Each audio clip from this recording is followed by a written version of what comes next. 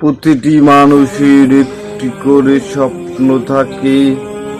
আমারও ছিল একটি স্বপ্ন, করব মাদ্রাসা। আমার স্বপ্ন কবে হবে পুরা? স্বপ্ন দেখতে দেখতে হয়ে গেলাম বুড়া।